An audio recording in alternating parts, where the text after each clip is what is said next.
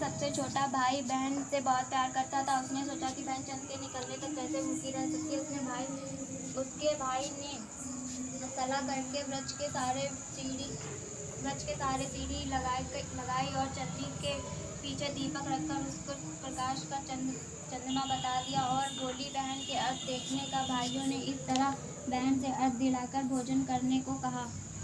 बहन ने अपनी भाभियों से भी भोजन करने को कहा, किंतु उन्होंने भाइयों के द्वारा छल किए जाना बताकर ननद को भी भोजन करने को मना कर दिया। फिर भी भोली बहन ने भाइयों के बहकाने में आकर भोजन कर लिया। बहन जब भोजन करने बैठी तो पहले ग्रास में बाल निकला, दूसरा कौर मुंह तक पहुंचने तक कुत्ते ने कान खटखटाया। इस तरह से अपशकुन के बाद भी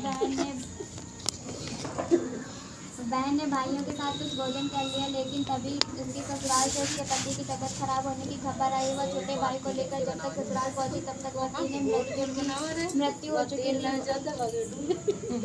वहाँ उसकी मौत पर भारी कोहराम मचा हुआ था। माँ ने अपनी लड़की के ससुराल भेजते समय समझाया था कि वह पति के गांव पहुंचे तो घर जाते समय रास्ते में जो भी व्यक्ति और स्त्रियाँ मिले उनके पांव छूती जाना और आशीर्वाद प्राप्त करने जाना।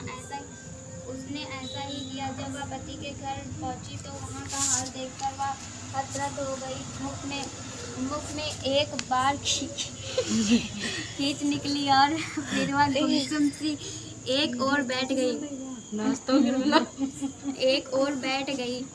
उसकी सास ने उसे धरती पर पड़े पति के पास ला बिठाया। कुछ देर पीछे वह जोर जोर से डकराने लगी और बोली, हाय भूल से व्रत में भंग कर दिया। हे गणेश जी महाराज, आप मुझे क्षमा कर दो, मेरा अपराध आप ही क्षमा करोगे इस व्रत को। इस तरह वह कहती हुई जोर जोर से रोती जाती है।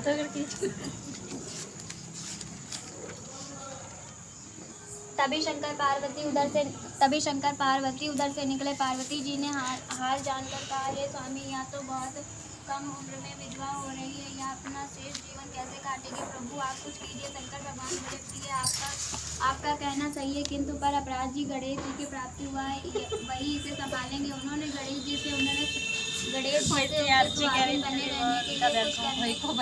कुछ करने को कहा।